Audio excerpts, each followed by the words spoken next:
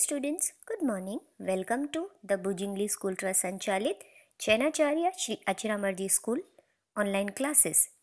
Social Science Standard 7 Chapter 3 Courts and their importance. Let's continue with page number 23.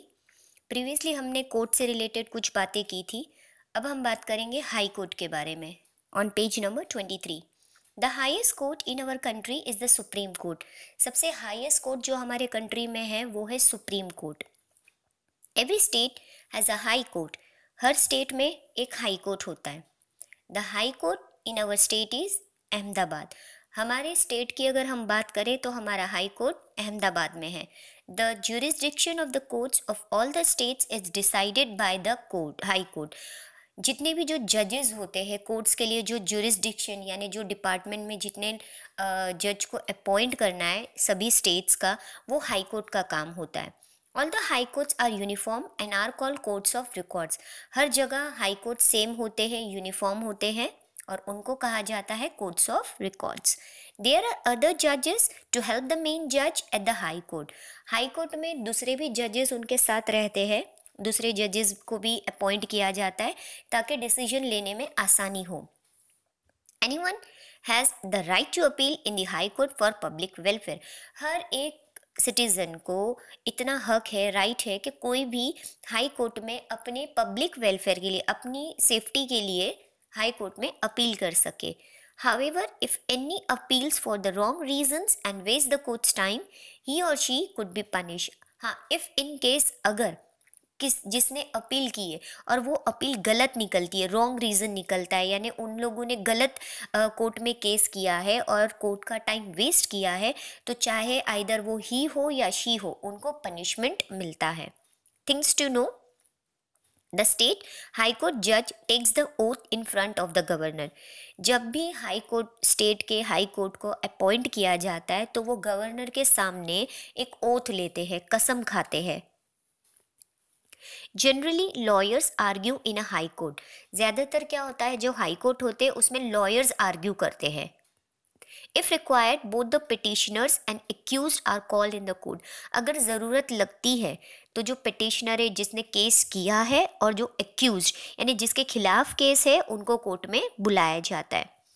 अब हम एक और एक केस डिस्कस करते हैं. Judgment for Gabbar. There a village called Ranpur. The head of that village was Lalji Mukhi. एक गांव था छोटा सा जिसका नाम था रनपुर. उसके हेड का नाम था लालजी मुखी. It was winter. One day while returning home from the farm late in the evening, our car suddenly stopped near him. ठंडी का मौसम था, विंटर का टाइम था. एक दिन जब वो घर से रिटर्न लालजी मुखी जब रिटर्न आ रहे थे फार्म से खेती करके, तो अचानक एक कार आकर स्टॉप हो गई उनके पास. A few men got down from the car, attacked him and left him badly injured. कुछ गाड़ी में से लोग उतरे, उसको गांव के जो लालजी मुखी थे उनको बहुत बुरी तरीके से मारा, अटैक किया और उसी हालत में, इंजर्ड हालत में उनको छोड़कर भाग गए. The person who attack him was known as ruffian Gabbar. जिसने अटैक करवाया था और जो अटैक कर रहा था एक वो गुंडा था, जैसे समथिंग हम बोलते हैं ना, तो वो था गब्बर. मुखी filed a case against Gabbar and got him arrested. तो लालजी मुखी ने उसके खिलाफ केस किया, गब्बर के खिलाफ, और उसको अरेस्ट करवाया. Gabbar was asked to remain present in the court. Gabbar को बोला गया था कि कोर्ट में उसे हाजिर रहना है. After the argument from both the lawyers the judgment was passed in Gabbar's favour. जब दोनों ही लॉयर की आर्ग्यूमेंट हुई कोर्ट में, तो जो जजमेंट हुआ, जो फैसला हुआ, वो गब्बर के फेवर में हुआ. दस Gabbar was set free and मुखी डिड नॉट गेट जस्टिस. अब उससे क्या हुआ, गब्बर के फेवर में जब आंसर दिया गया तब जो मुखी थे उनको सेटिस्फाइड नहीं थे, वो उनको जस्टिस नहीं मिला, और गब्बर जिसने मारपीट की, जिसने अटैक करवाया, उसको बेल मिल गई, उसको छोड़ दिया गया. गब्बर kept threatening मुखी repeatedly and even threatened to kill him. उसके बावजूद, छूटने के बाद भी फिर से उसने वापस वो मुखी को परेशान करने की, धमकी देने की बहुत कोशिश की और कई बार मारने की कोशिश की. मुखी was fed up of this and thus decided to appeal in the high court. जो मुखी थे वो बहुत ही तंग आ गए, फेडअप हो गए उसकी ये हरकतों से। फाइनली उन्होंने डिसाइड किया कि ये अब वो केस हाई कोर्ट में अपील करेंगे। High court heard the arguments from both the sides. High court ने दोनों ही आर्ग्यूमेंट सुने, दोनों केसेस सुने, दोनों के तरफ से बातें सुनी। Judgment of the high court was different from that of the district court. जो डिस्ट्रिक्ट कोर्ट ने फैसला दिया था, यानी डिस्ट्रिक्ट कोर्ट ने फैसला क्या दिया था, गब्बर को उन्होंने छोड़ दिया था। बट यहाँ पर उल्टा हुआ, हाई कोर्ट का जजमेंट कुछ दूसरा था, फैसला कुछ और था। गब्बर वॉज कन्विक्टेड एंड मुकी finally got justice. Finally high court ने दोनों के आर्गुमेंट सुनने के बाद जो फैसला लिया, गब्बर को अरेस्ट किया, सज़ा दी, और जो लालजी मुखी थे उनको फाइनली जस्टिस यानी इंसाफ मिल गया। Hence, if a person does not get justice from the district court, he and she can appeal in the high court. अगर किसी भी इंसान को, व्यक्ति को इंसाफ अगर डिस्ट्रिक्ट कोर्ट से नहीं मिलता है तो वो चाहे मेन हो या वुमेन हो, वो हाई कोर्ट में भी अपील कर सकते हैं। Now let's continue with things to know. अब हम थिंग्स टू नो देख लेते हैं। Every district has criminal code.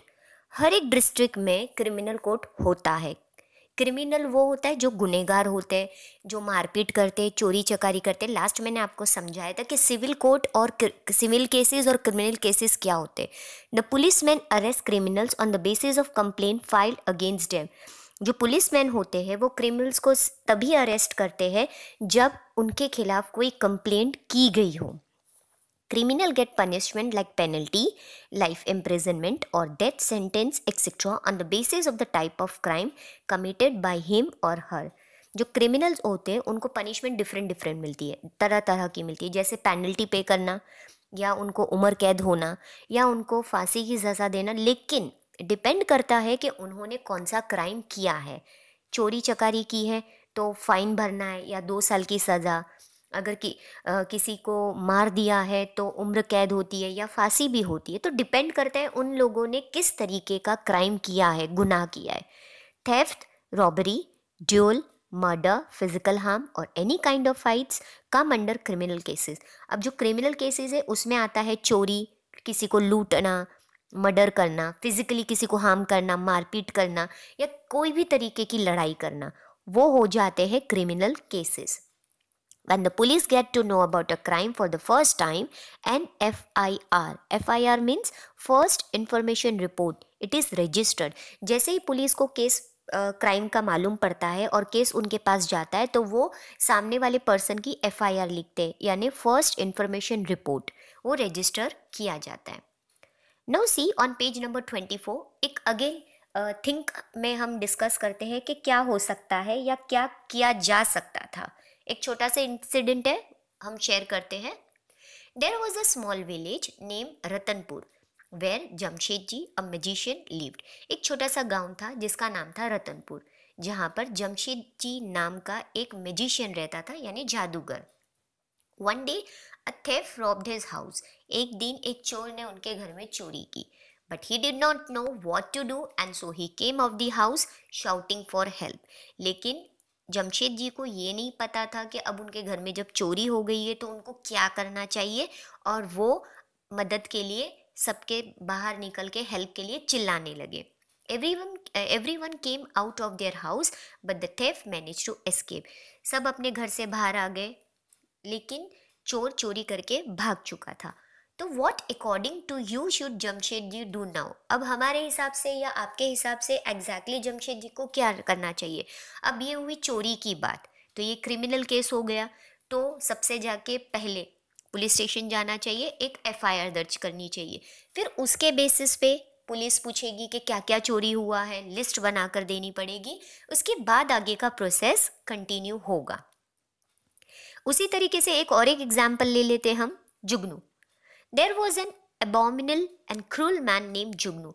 एक बहुत ही बदतमीज, अकड़ू और बहुत ही चिड़चिड़ा आदमी रहता था जिसका नाम था Jugnu. People were afraid of him as he could rob and kill anybody. हर कोई उससे बहुत ज़्यादा डरता था। अफ्रेड मीन्स उससे बहुत ज़्यादा डरते थे, क्योंकि वो कभी भी कुछ भी चोरी कर सकता था और किसी को कभी भी मार सकता था। One day a social worker visited that village. एक दिन एक सोशल वर्कर ने गांव में एंट्री की और विजिट किया गांव को। Since Jugnu deeds were of a criminal offense, she filed a case against him in the district criminal court. अब जुगनू ने जो हरकतें की थी बहुत ही क्रिमिनल ऑफेंस था, किसी को मारना, चोरी करना, ये क्रिमिनल ऑफेंस है, यानी क्रिमिनल केस हो जाता है। तो वो जो लेडी वर्कर आई थी, सोशल वर्कर, उन्होंने डिस्ट्रिक्ट कोर्ट में उसके खिलाफ एक केस फाइल किया in order to save people from his terror, ताकि वो गांव के लोगों को उसकी कहर से बचा सके। He was tried in court but the lady lost the case as no one dare to speak against Jugnu. बहुत ही कोशिश की वो लेडी ने केस से रिलेटेड बात करने के लिए। केस में उसने जो डिस्ट्रिक्ट कोर्ट में, क्रिमिनल कोर्ट में उसने जो ये वर्डिक्ट डाला था, उस टाइम पर किसी ने भी उस जुगनू के खिलाफ कुछ भी नहीं कहा, क्योंकि लोग उससे बहुत ज़्यादा डरते थे और उसके डर के कारण उसको छोड़ दिया गया। However, if people had stood witness against Jugnu without fear, what verdict would have been passed? अगर सपोज हम सोचते हैं कि अगर जुगनू के खिलाफ अगर किसी ने भी गवाही दी होती बिना डरे, तो आज कोर्ट का फैसला क्या होता? फाइनली कोर्ट का फैसला होता कि उस जुगनू को सज़ा मिल जाती, बट किसी ने भी ऐसा नहीं किया और वो जो सोशल वर्कर लेडी थी इस तरीके से केस हार गई।